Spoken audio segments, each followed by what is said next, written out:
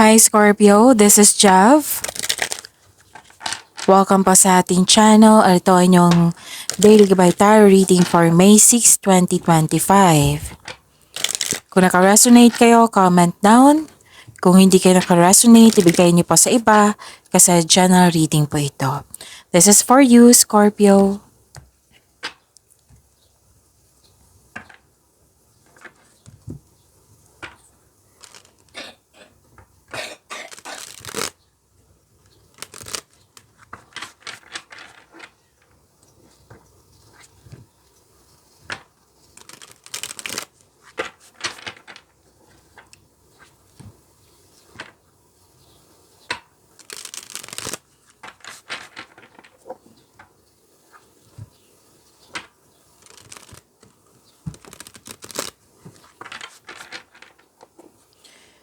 Para po ito sa inyo, Scorpio.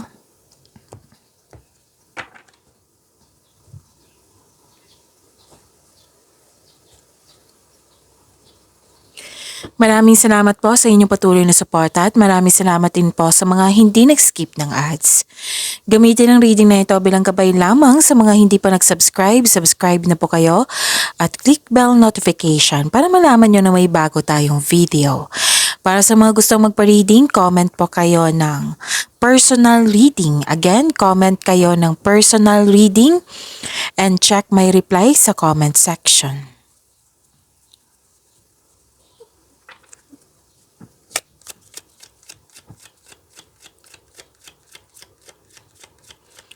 Spirits Guide, mga ganap po para kay Scorpio. I need 3 cards po.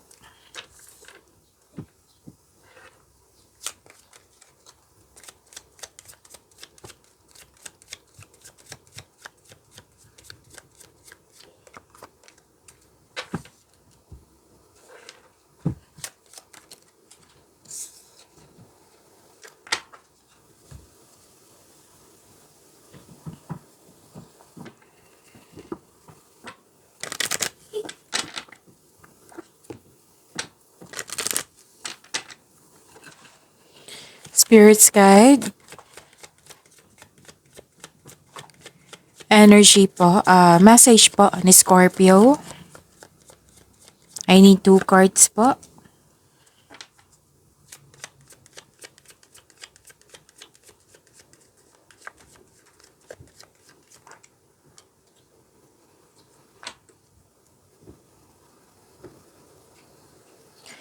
Okay, Scorpio. Nahihirapan kayo sa paggawa ng desisyon? Nabibigatan, nahihirapan, or nalilito? Nakikita ko dito na may guilt, may sacrifice. Tapos may nakita kong celebration dito. Special event, public event, pwedeng meeting, reunion, bonding, pwedeng party ha. Okay? Okay. Togetherness. Yan yung nakikita ko dito. Group of people. Wow, may success oh. Scorpio, ang ganda. Pwedeng lumabas ito kahapon sa inyo na good luck, good karma, things going your way, may dumating na positive opportunities, compliment, recognition, may success. Yan yung nakikita ko. So, claim nyo po, Scorpio. And, okay, a new romantic cycle begins. Love is blooming kay Scorpio. Ang ganda. And conclusions are within reach. Maging maayos din ang lahat. Okay?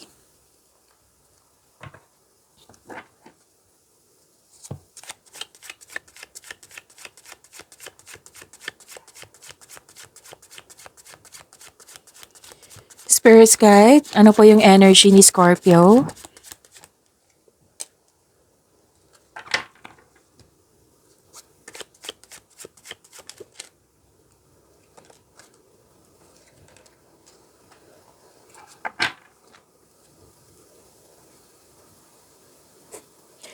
Kung may narinig kayo or may nakita kayong repeating message, meaning to say pinupush ng cards niyan.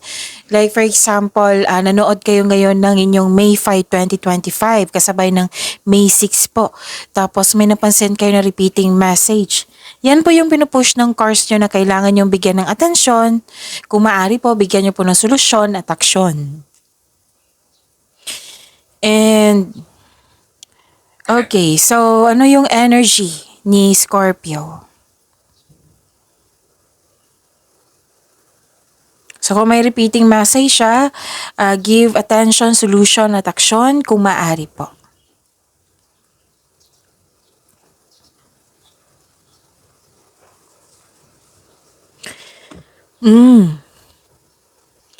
Huwag po daw kayo maniwala agad sa chismis. Alamin niyo muna kung totoo ba yan or hindi. Kasi ang ilan sa inyo dito, nakikita ko na walan kayo ng panatag. So, you have to limit yourself sa mga ganyan na chismis. And alamin niyo muna kung totoo ba yan or hindi. Okay? And huwag po daw kayo magpadalos-dalos sa paggawa ng desisyon, plano, or pagpili. Oo. So, ang sabi ng card dito, pag-iingat sa paggawa ng desisyon, plano, pagpili. Huwag po daw kayo magpabaya.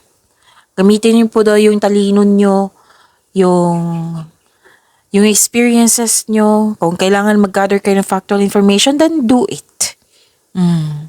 At may concern kayo sa isang bata, pwedeng kumikilos na parang bata. Yung mas nauna yung reklamo niya kaysa gawin niya yung responsibilidad niya. Maaaring mag-usap kayo nito or concern mo, dala-dala mo na nabibigatan ka. Nabibigatan ka sa taong ito. So, mabibigyan niya ng solusyon kung kausapin mo ito. So, okay. Pero dahil na ayaw niyang sumunod sa iyo, ayaw makinig. Pero at the end of the day, nakita ko naman dito na yung ideas mo, yung plano mo, yung decision mo, yung gusto mo na sunod. And this is, yes, may sabi dito na may success. Actually, mahigit pa to sa success eh. Di ba may sinabi dito sa oracle cards nyo na may success na mangyayari? Mahigit pa to sa success. This is victory. Claim nyo po.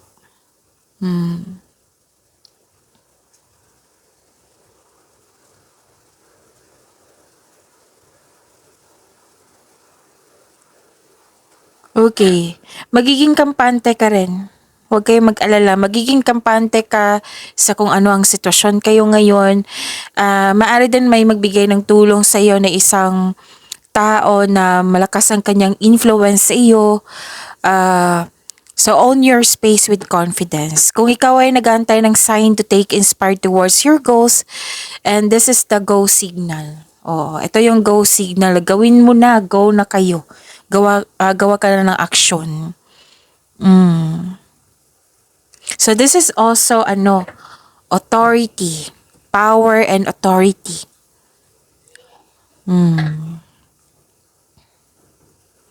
Okay, so this is na-control na. Kung yung nahirapan ka, na-control na, kontrolado na. Like for example, may hindi sumunod sa iyo, 'di ba? May concern kayo sa immature na tao. So, na-control na. Nakita ko dito. Tapos, para din kontrolado mo na yung emotion mo. Kontrolado na dyan yung sitwasyon mo ngayon. Actually, mas lumawak yung ambisyon mo sa buhay. At may gusto kang dito, itayo. Pwede nagkaroon kayo ng sense of stability. May itatayo kayong bahay or magpa-renovate or nagtayo kayo ng rules. Oo, nag-build kayo ng rules, own rules. So ito this is a power, this is personal power and you are very inspired sa paggawa ng aksyon.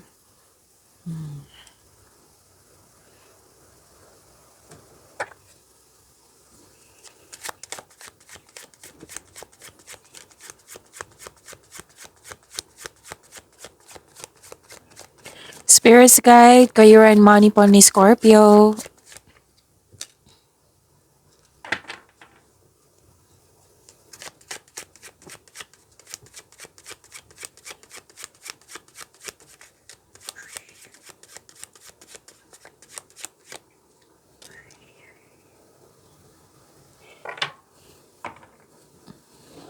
Kung may narinig kayong ingay, may kasama po ako ngayon, bata. Kailangan kong bantayan kasi nag-snack po siya. Okay. So, Okay, so yung career and money, Scorpio.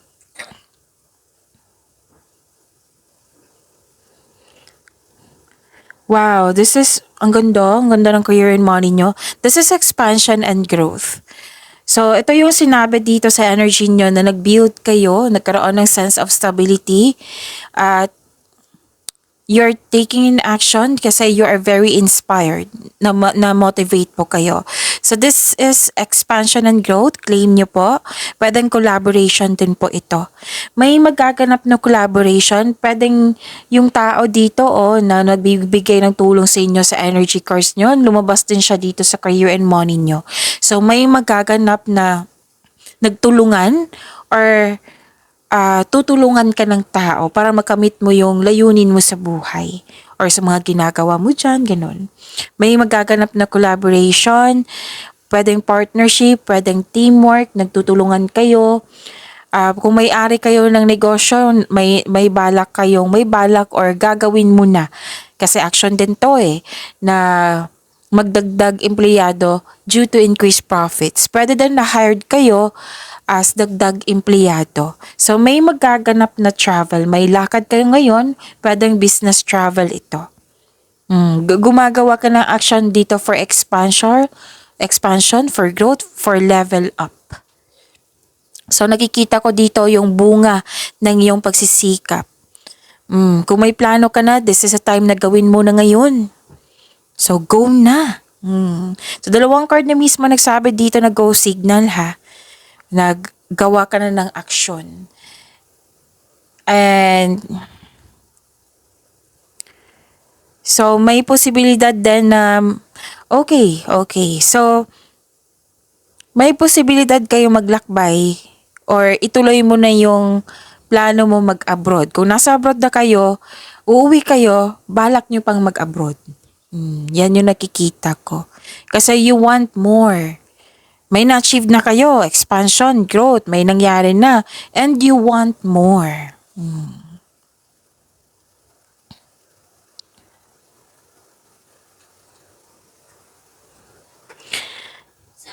And may energy dito ng isang teacher, student, or nag-uusap regarding sa education. Nakita ko yung hard work mo dito. Pwedeng nag-aaral kayo. Pwede din na may susuportahan kayong estudyante or teacher. Basta regarding sa education din. At may masusunod na tradisyon. Yes, may nakita ko ditong nagpasya kayo na mag-level up, na magkaroon ng ladder of success. Yung magkakaroon siya ng traditional career path. So, pwede din mag-take kayo ng pastoral or board exam para yung susunod kayo sa traditional career path. Pwede din itong yung any kind of tradition sa ating mga Pinoy. Basta susundin mo. Like for example, mag-hard work pa kayo, mag-abroad pa kayo para makapag-ipon para sa kasal nyo. Oo, kasi that is a tradition also. Basta may traditional na masusunod po. Scorpio. And some of you are earning money as a teacher. Pwede din teacher, pwede student. Basta ang lakas ng energy dito sa education, teacher, student. It might be, nag-uusap kayo ngayon, sige, magsisave ako para pang-enroll mo. Sige, magsisave ako para pambayad ng examination, para mas tumaas yung posisyon mo. Nagtitake ka ng exam, nagtitake ka ng, let's say, supervisor ka, diba? Next niyan is manager. So, naggawa ka ng paraan para magkaroon siya ng pag-level up sa inyong posisyon. Pwede din itong pwede din ito sa ibang bagay ha. Basta Ang sabi dito na gagawa ka ng paraan. So this is action, this is sipag. So may tradisyon na masusunod. And babala lang po sa masyadong mabait, parang may nag-take advantage sa inyo dito, Scorpio. O, kung gusto nyo malaman kung sino yan, then ask your intuition. Okay?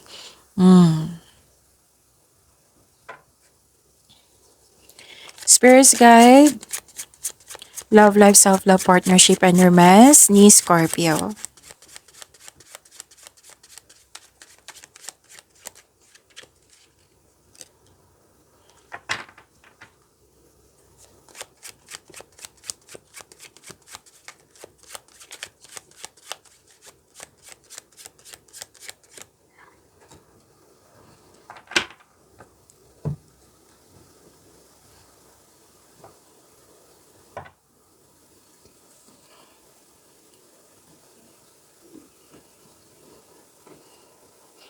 Okay, you're walking away, nag-move on na kayo.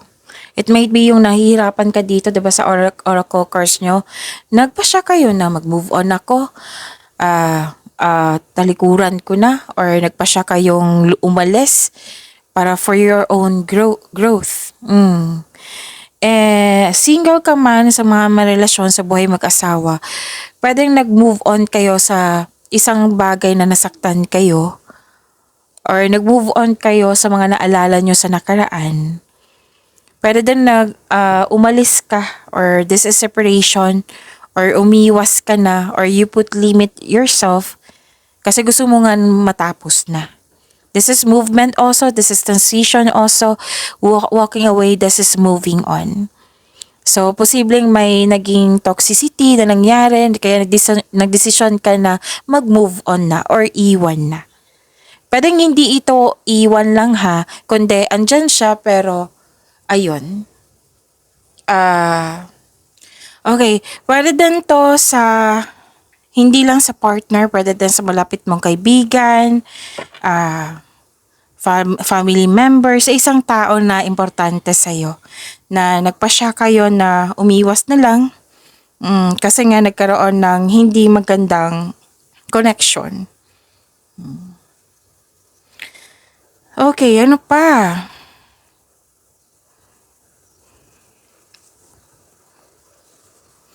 So, this is, may nagkaroon ng, okay, this is completion of cycle. So, at the end of the day, itong growth na ito, itong ginawa mo na action for your growth, actually, this is a good decision. Why? Kasi may ano dito, parang hindi siya parang natapos na. Nangyari siya kasi this is nakatadhana. Oo. So, yung nangyaring moving on, at the end of the day, magiging happy kayo. Oo. So, napili nyong path. Napili nyong desisyon. Or, napili nyong desisyon na mag-move on na. So, may nakita kong happiness dito. And may nangyaring naka-destiny sa'yo. This is good luck and good karma na lumabas dito, oh. Kita nyo? Sa oracle cards nyo, sa tarot cards nyo, na nagsabi dito na may good luck and good karma. Dito tayo mag-focus, Scorpio. Again, may naganap na naka-destiny sa'yo. Itong change for the better na umalis kayo or umiwas kayo for your growth. Na-achieve nyo at may nangyaring good luck and good karma. Kasi ginawa mo para sa kabutihan, para sa inyong kabutihan. So sa mga single dyan, may chance na mamimit mo yung new romantic partner mo. Sa mga may relasyon sa buhay mag-asawa, na may problema or hindi pagkakaunawaan, kasi nag-move on na kayo dito, magkakaroon siya ng may blessing na darating sa inyong pagsasama, sa inyong relasyon. This can also means a blessing in your relationship. May magandang new experiences after a time of sadness. Kasi nalungkot ka dito, 'di ba? Nag-move on kayo dito. So after this decision na for your growth, yan, may dumating na blessing. Kasi minsan, di ba, kung magkaroon tayo ng stagnation, tapos sinasabi ng cards nyo, you have to move forward, make change. So, ito yung ginawa mo. Nag-make change ka, nag-move on ka, nag-move forward kayo, hindi kayo tumigil, kundi binigyan mo ng action. Kasi nga, gusto mo magkaroon ng kabutihan para sa inyong sarili or sa connection nyo. At ito, may dumating na blessings sa inyo. Ito yung naghihintay sa inyo. Blessings para sa inyong connection. And yun. This can also means a blessing in your relationship. May magandang new experiences na dumating sa inyong buhay. So this is a blessing. This is good fortune. You are moving from a painful cycle to happiness. So embrace this new situation. Diba? Ang ganda. Good luck and good karma. I-claim nyo yan. So yun.